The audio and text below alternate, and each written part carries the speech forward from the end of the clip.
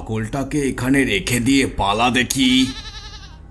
আগে মোড়ল মশাই, আমার দিকটাও একটু দেখবেন দয়া করে। ঠিক আছে ঠিক আছে, এখন যা তো দেখি।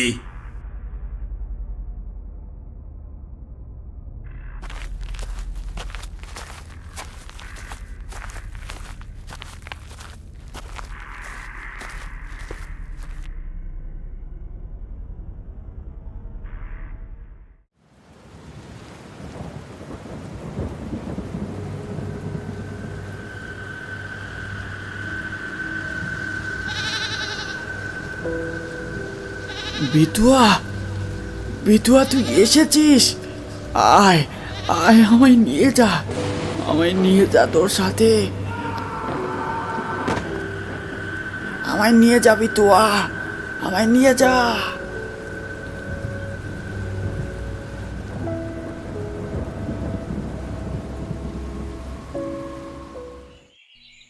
গতকাল রাতের দুর্যোগ কেটে যাওয়ায় গ্রামের কিছু মানুষ একসাথে বসে গল্প জমিয়েছে বুড়ো বটতলায়। গল্প বলা ভুল হবে, তারা আলোচনা করছে গ্রামের পরিস্থিতি নিয়ে। কি বলবো হে সনাতন, ভয়ে ভয়ে থাকতে হচ্ছে, যেন ভয়ে ভয়ে থাকতে হচ্ছে। কেন হে, তোমার আবার ভয় কিসের? ভালোই তো ব্যবসা করছো। আরে বেঁচে থাকলে তারপর তো ব্যবসা। কাল শোনোনি ওই রাতের দিকে ডাকটা? কি ভয়ানক সেই ডাক, যেন যেন কাউকে নিয়ে যেতে চাইছে সেই ডাক। আরে কোন ডাকের কথা বলছো বলো তো ভাই, একটু খোলসা করে বললে তারপর তো বুঝি। আরে তোমরা কি রাতের বেলা কানে কুলু এটে ঘুমাও নাকি? এই দুদিন থেকে, বিশেষ করে গতকাল ঠিক রাতের বেলা একটা ছাগলের ডাক তোমরা শুনতে পাওনি বুঝি? হ্যাঁ হ্যাঁ, আমিও শুনেছি সুবর্ণদা, তুমি ঠিক বলেছ। আজ দুদিন থেকে ঠিক রাতের বেলাতেই শোনা যায় ডাকটা। কই, আমি তো কোনো আওয়াজ টাওয়াজ শুনতে পাই না। কি করে শুনবে, ঘুমাও তো কুম্ভকর্ণের মতো। কিছু বললি? আরে না না, আমি আবার কি বলবো, সুবর্ণদাই তো ওই মরা বাচ্চা নিয়ে কিছু একটা বলছিল। ছাগল তো আমাদের গ্রামের অনেকের বাড়িতেই আছে, সেই ছাগলদের মধ্যেই কোনো ছাগলের ডাক তোমরা শুনেছ হয়তো। তা যা হোক, ছাগলের ডাক নিয়ে এত ভয় পেতে আমি আগে কখনো কাউকে দেখিনি হে। আমাকে কি পাগল ভেবেছ নাকি? ওটা শুধু ছাগলের ডাক হলে তাও হতো। কাল রাতের সেই মুষলধারার বৃষ্টির মধ্যে আমি ছাগলের সাথে রথিনের ডাকও শুনেছি। রথিন চিৎকার করে বলছিল, বিটুয়া, বিটুয়া তুই এসেছিস, আয়। তার সাথে সেই প্রকাণ্ড ছাগলের ডাক। সে কি রথিনের আওয়াজ ছিল ওটা বুঝি? আরে হ্যাঁ রে বাবা হ্যাঁ, তাহলে আর বলছি কি। কিন্তু রথিনের ছাগলটা তো ফিরে এসেছে, ফিরে এসেছে, আমার বিটুয়া ফিরে এসেছে, কাউকে ছাড়বে না, কাউকে না, কাউকে ছাড়বে না, কাউকে ছাড়বে না, কাউকে না। হঠাৎ রথিন বটতলার রাস্তা দিয়ে চেঁচিয়ে চেঁচিয়ে উল্টো পাল্টা কি সব আওড়াতে আওড়াতে যাচ্ছিল। কিন্তু বটতলায় ওদেরকে দেখতে পেয়ে রথিন দাঁড়িয়ে এক দৃষ্টিতে ওদের দিকে তাকিয়ে থাকে। তারপর এক প্রকার সত্যকে উদ্দেশ্য করে বলে ওঠে, বেঈমান, মরবি, তুই মরবি, তুইও মরবি, ফিরে এসেছে, কাউকে ছাড়বে না, কাউকে না, কাউকে না। সবাইকে গালমন্দ করতে করতে রথিন বটতলা ছেড়ে চলে যেতে শুরু করে। কিন্তু সত্যর মনে যেন একটা অজানা ভয় জমতে শুরু করেছে। তখন সে নিজেকে একটু সামলে নিয়ে বলে, আহারে, ছাগলের শোকে বেচারা পাগল হয়ে গেছে। কি হয়েছিল বলো তো ব্যাপারটা? এই দুদিন আগে পর্যন্ত তো রথিন বেশ ভালোই ছিল, হঠাৎ কি এমন হলো যে এতটা মাথা খারাপ হয়ে গেল? আরে আমি বলছি কি হয়েছিল, কিন্তু তোমরা আবার কাউকে বলো না যেন ব্যাপারটা। আরে ভনিতা না করে আসল কথাটা বলে ফেলো তো বাপু। বলছি বলছি, তোমরা রেগে যাচ্ছ কেন হে? হ্যাঁ, তোমরা তো জানো যে রথিন তার বিতুয়া মানে ওই ছাগলটাকে কতটা ভালোবাসত। নিজে খেতে না পায় কিন্তু ছাগলটাকে না খাইয়ে রাখতো না। দুদিন আগের কথা, রথিন নিজের ছাগলটাকে ঘাস পাতা খাওয়াচ্ছিল বাড়ির সামনে। এমন সময় রথিনের বাড়ির সামনে দিয়ে হেঁটে যাচ্ছিল আমাদের গ্রামের মোড়ল। হাঁটতে হাঁটতে হঠাৎ মোড়লের চোখে পড়ে রথিনের ছাগলটা। ছাগলটাকে দেখে মোড়লের বেশ ভালো লেগে যায়। কি হে রথিন, ছাগলকে ঘাস পাতা খাওয়াচ্ছিস বুঝি? আরে মোড়ল মশাই, আপনি কখন এলেন? ক্ষমা করবেন, আমি খেয়াল করিনি। আরে ঠিক আছে ঠিক আছে, তা কেমন আছিস বল? সব ঠিকঠাক তো? হ্যাঁ মোড়ল মশাই, এই চলে যাচ্ছে। আচ্ছা, ভালো ভালো। তা তোর ছাগলটা তো বেশ নাদোষ নদোষ হয়েছে দেখছি, আমায় বেচবি নাকি? কি বলছেন মোড়ল মশাই? এই ছাগলন তো জীবন আমার, একে বেচি কি করে? বিতুয়াকে আমি বেচতে পারবো নি মোড়ল মশাই, আমায় ক্ষমা করবেন। আরে ভালো দাম পাবি, হ্যাকাতি করিসনি তো? ছাগলটা আমায় দিয়ে দে দেখি। না মোড়ল মশাই, বিতুয়ারে আমি কিছুতেই বেচতে পারবো নি, ও আপনি যতই দামাদামি করুন না কেন। কি, আমাকে না করিস? আচ্ছা, দিবি না তো? ঠিক আছে, এবার তুই দেখবি আমি কি করি। সোজা আঙুলে ঘি না উঠলে আঙুল কি হয় বেঁকাতে হয় সেটা আমার ভালো করে জানা আছে। হ্যাঁ, দেখে নেব তোকে আমি, দেখে নেব। মোড়ল গালমন্দ করতে করতে রথিনের বাড়ি ছেড়ে চলে যায়। কিন্তু রথিন সেদিকে নজর না দিয়ে ছাগলটাকে আবার ঘাস পাতা খাওয়াতে শুরু করে। বিতুয়া, এই নে পাতা খা।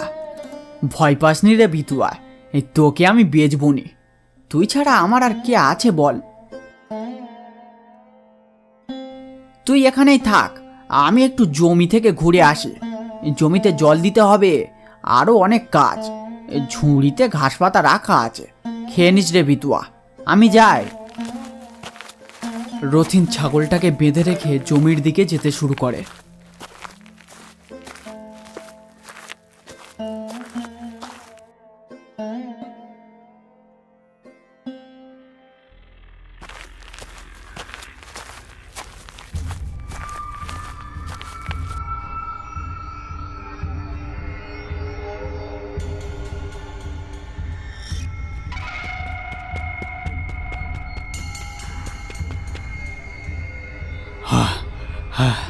এই রথিন, তোর তোর ছাগলটাকে মোড়লের লেঠেলরা এসে ধরে নিয়ে গেল যে, জলদি যা, নইলে মোড়ল আবার।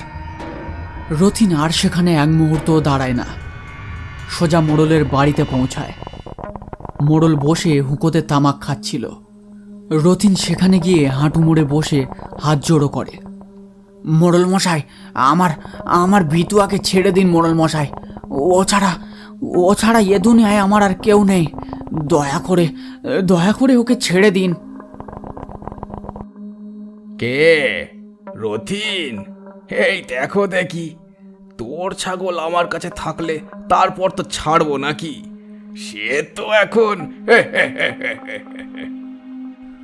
অমনটা বলবেন না মোড়ল মশাই, দয়া করুন, দিয়ে দিন আমার বিতুয়াকে আমার কাছে, দিয়ে দিন দয়া করে।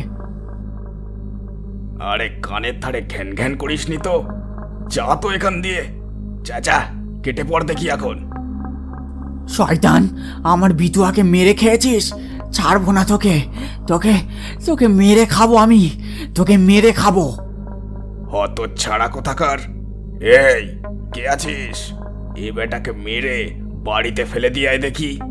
ছাগলের শোকে পাগল হয়ে গেছে বোধহয়, মরকট একখানা। ছাড়বো না, আমি ছাড়বো না তোকে, তোকে ছাড়বো না। আমার বিতুয়া ফিরে আসবে ফিরে, তোকে খাবে। তুই মরবি মোড়ল, তুই মরবি। আর হাবাদে ঠিক করে খাবারটা হজমও করতে দিল না হে। ভালো করে ঠেঙিয়ে আধমরা করে ফেলে দিয়ে আয় ওকে ওর বাড়ির সামনে, তারপর মজা বুঝবে মরকটটা।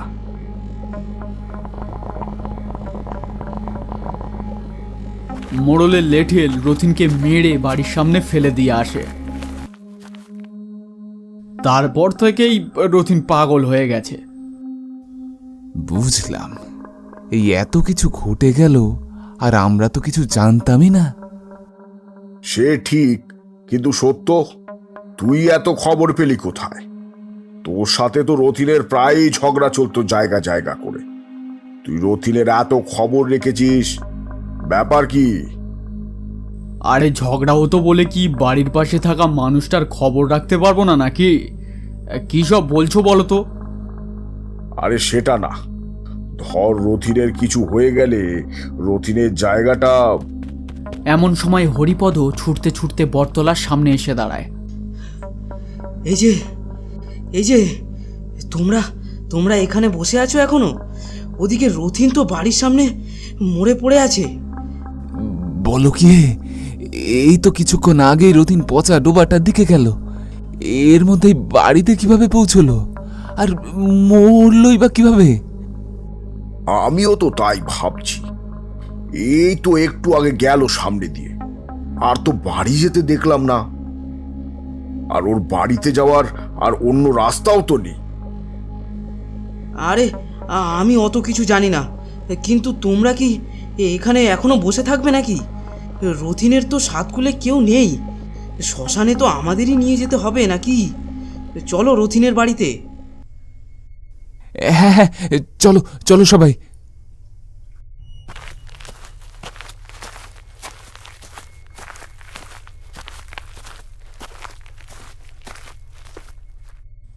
রথিনের বাড়িতে পৌঁছে ওরা বাঁশের একটা খাটিয়া বানাতে শুরু করে। রথিনের মৃতদেহটা তখন সাদা চাদরে মোড়া অবস্থায় দাবার উপরে রাখা আছে। বলো হরি। সবশেষে ওরা কয়েকজন মিলে রথিনের মৃতদেহটাকে বাঁশের তৈরি খাটিয়াতে তুলে রওনা দেয় শ্মশানের দিকে।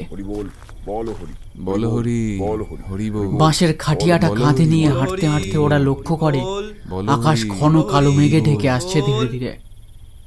বলো হরি, হরি বল, বলো হরি, হরি বল। এই আকাশ যে মেঘে ঢেকে যাচ্ছে ধীরে ধীরে, তাড়াতাড়ি চলো হে সব। একবার বৃষ্টি শুরু হলে আর রক্ষে থাকবে না। হ্যাঁ, তাড়াতাড়ি পা চালাও সব। বলো হরি, হরি বল, বলো বলো বলো হরি, বলো হরি বল, হরি বল, বলো হরি, হরি বল, বলো হরি, হরি বল। একটা সময় ওরা শ্মশানের কাছে এসে পৌঁছায়। ঘন কালো মেঘ তখন ঘিরে ফেলেছে পুরো আকাশটাকে। তার সাথে মাঝে মাঝে কর্কর শব্দ করে বিদ্যুতের ঝলক।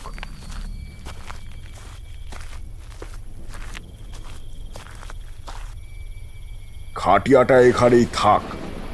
এই সত্য, তুই মরা ধরে বস থাক এখানে, আমরা গিয়ে কাঠ জোগাড় করে আনছি।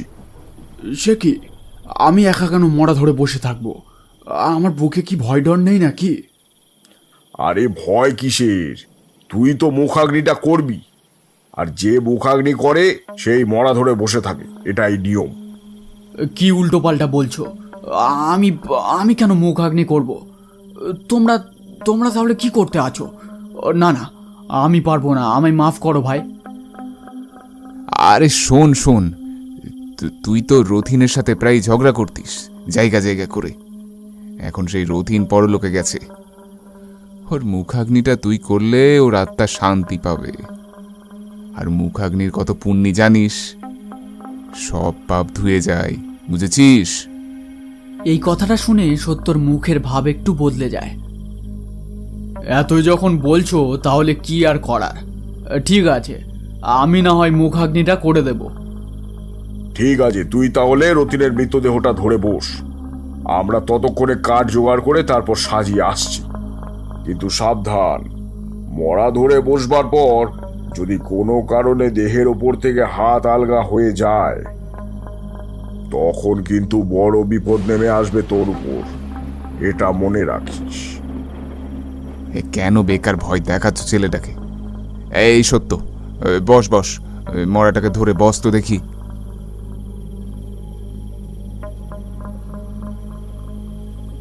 আমার ভীষণ ভয় করছে, তোমরা কাছাকাছি থেকো, বেশি দূরে যেও না আবার। আরে ভয় নেই, ভয় নেই, শুধু একটা কথা মাথায় রাখবি, হাত একবার মৃতদেহ থেকে আলগা হলেই সর্বনাশ। সত্য রথিনের মৃতদেহের উপরে হাত রেখে মুখ ভার করে বসে আছে আর মনে মনে উল্টো পাল্টা বিড়বিড় করে চলেছে। চারিদিকে শোঁ বাতাস বয়ে চলেছে, তার সাথে মাঝে মাঝে আকাশে বিদ্যুতের ঝলক। যা যা যা, কি জ্বালাই পড়লাম রে বাবা!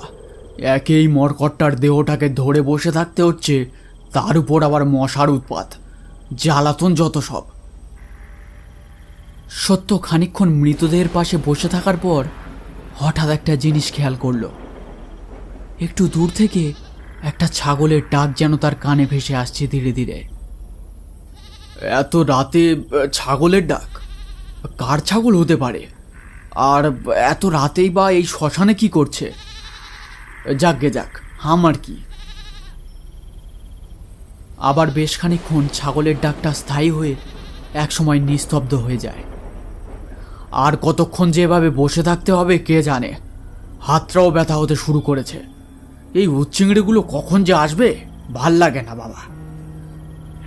বিড়বিড় করে কথাগুলো বলতে বলতে হঠাৎ সত্যর চোখ যায় সামনের দিকে। এ কি? ওগুলো কি? বিদ্যুতের ঝলকে উজ্জ্বল হয়ে ফুটে উঠল ঝাঁকে ঝাঁকে মশা। ছোট্ট ছাউনিটার দিকে এগিয়ে আসছে তারা।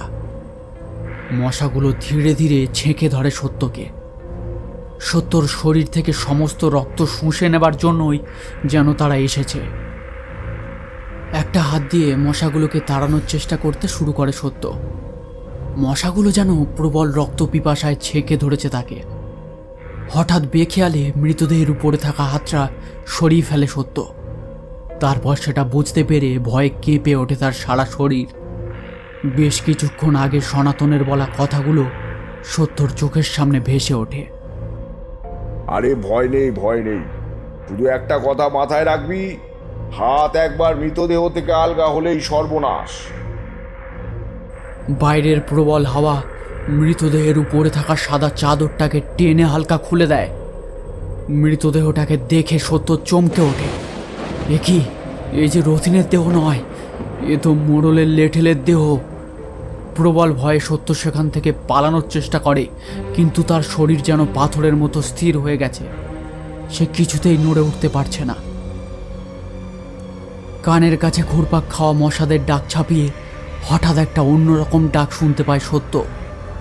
ডাকটা অনেকটা ছাগলের মতো, কিন্তু ছাগলের ডাক ছাপিয়ে আরও একটা গর্জন ভেসে আসছে। কি ভয়ঙ্কর সেই গর্জন! সত্য, আমার ছাগলটাকে নিয়ে মোড়লের বাড়িতে দিয়ে আসবি না? আমি এনেছি তো ছাগলটাকে, যা দিয়ে আয়। কে কে কে? আমি রে, রথিন। কেন, চিনতে পারছিস না বুঝি? রথিন, আমায় আমায় আমায় ছেড়ে দে ভাই, আমায় আমায় ছেড়ে দে। আমি কি ক্ষতি করেছি তোর? কেন আমায় ভয় দেখাচ্ছিস? ক্ষতি? হ্যাঁ, কেন? আমার জায়গাটা নিবি বলে আমার বিটুয়াকে নিয়ে মোড়লের বাড়িতে কে গিয়েছিল? মোড়লের লেঠেল না তুই? ক্ষমা ক্ষমা কর ভাই, আমায় ক্ষমা কর, ভুল হয়ে গেছে আমার। ক্ষমা চায়? কেন? আমার বিটুয়াকে মোড়লের কাছে দিয়ে আসার সময় মনে ছিল না? এখন কিসের ক্ষমা? এর কোনো ক্ষমা নেই, শাস্তি যে তোকে পেতেই হবে। সাথে সাথে মশার ঝাঁক ছেঁকে ধরে সত্যর সারা শরীরটাকে। শুষে নিতে থাকে সমস্ত রক্ত সত্যর দেহ থেকে। ঝমঝম করে শুরু হয় বৃষ্টি, তার সাথে সত্যর চিৎকার।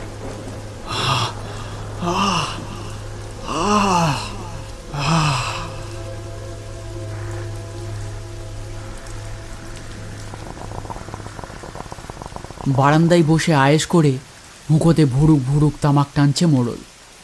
কে জানে গ্রামের আর কারো অনিষ্ট করার কথা ভাবছে সে। বাইরে ঝমঝম করে বৃষ্টি পড়তে শুরু করেছে। এবার সে উঠে যাবে বারান্দা থেকে। হঠাৎ পাশে থাকা লণ্ঠনটা নিভে যায় দপ করে। এ কি? লণ্ঠনটা নিভে গেল? তেল টেল ভরে রাখে না ঠিক মতো, যত সব। এই, কে আছিস? লণ্ঠনটা জেলে দিয়ে যা তো দেখি। আর একটু জলও নিয়ে আসবি, বড় তেষ্টা পেয়েছে। একজন ঘটি নিয়ে জল দেয় মোড়লের হাতে। অন্ধকারে মোড়ল তাকে ঠিকভাবে দেখতে পায় না।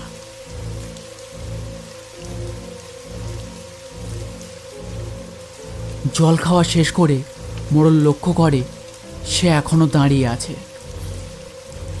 কি হে, এখনো দাঁড়িয়ে আছিস? লণ্ঠনটা জ্বালিয়ে দিতে বললাম তো। সে কোনো জবাব দেয় না, স্থির হয়ে দাঁড়িয়ে থাকে সেখানে। আজকাল কানে কম শুনছিস নাকি? জব দিচ্ছিস না যে বড়। হঠাৎ কর্কশ শব্দ করে বিদ্যুতের আলো ঝলকে ওঠে। বিদ্যুতের আলোয় মোড়ল সামনের মানুষটার মুখ দেখতে পায়, আর সেটা দেখেই সে চমকে ওঠে। এ কি রথিন, তুই তুই না মারা গেছিস? যত সব ভুলভাল খবর দেয় আমার লেঠেলরা, ঠিক করে কাজও করতে পারে না হে। যত সব অকম্মার ঠেকি। তা যাকে, এত রাতে এখানে কি করছিস তুই? ছাগলকে খুঁজতে এসেছিস বুঝি?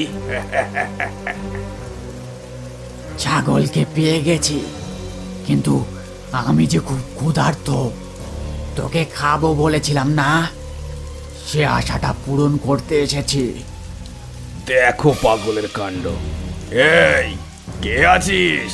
এই পাগলটাকে বাইরে ছুঁড়ে ফেলে দিয়াই দেখি, আর লণ্ঠনটা জেলে দিয়ে যাবি। তেলটা সাথে নিয়ে আসিস। মোড়লের ডাকে কেউ সাড়া দেয় না, যেন সবাই ঘুমিয়ে পড়েছে এই অন্ধকারের মায়ায়। হঠাৎ দপ করে জ্বলে ওঠে লণ্ঠনটা। লণ্ঠনের আলোয় মোড়ল দেখতে পায় রথিনের শরীরটা যেন পাল্টে যাচ্ছে। ধীরে ধীরে রথিনের শরীরটা একটা ছাগলরূপী পিশাচে পরিণত হয়। তার টুকটুকে লাল জিভখানা মুখের চারিদিকটা চেটে চলেছে। এ কি কি কি এটা? মোড়ল আরো কিছু বলতে যাচ্ছিল, কিন্তু তার গলাটা যেন জ্বালা করে ওঠে। চোখে নীলচে ভাব, মুখ থেকে কোনো আওয়াজ বের হচ্ছে না। আর একটু আগে ঘটি করে যে জলটা দিলাম তাতে বিষ ছিল। খুব যন্ত্রণা হচ্ছে বুঝি? দাঁড়া, কমিয়ে দিচ্ছি তোর যন্ত্রণা। একটা অদৃশ্য শক্তি মোড়লকে ধাক্কা দিয়ে ছিটকে ফেলে দেয় উঠোনে। আচমকা চারিদিক আলোকিত হয়ে বিকট শব্দ করে মোড়লের উপর বাজ পড়ে।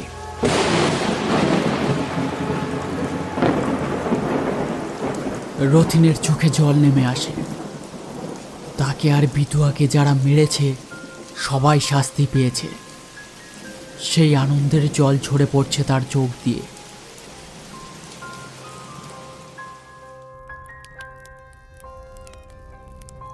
ভোরের দিকে দুটো চিতার ধোঁয়া মিশতে শুরু করে বাতাসে। ওরা ছাউনিটার কাছে পৌঁছে রথিনের পাশে পড়ে থাকা সত্যর রক্তহীন দেহটাকে দেখতে পেয়েছিল। আরও একটা চিতা বানানোর জন্য শুকনো কাঠ খুঁজতে ওদের ভোর হয়ে যায়। দাউ দাউ করে জ্বলছে দুটো চিতার আগুন।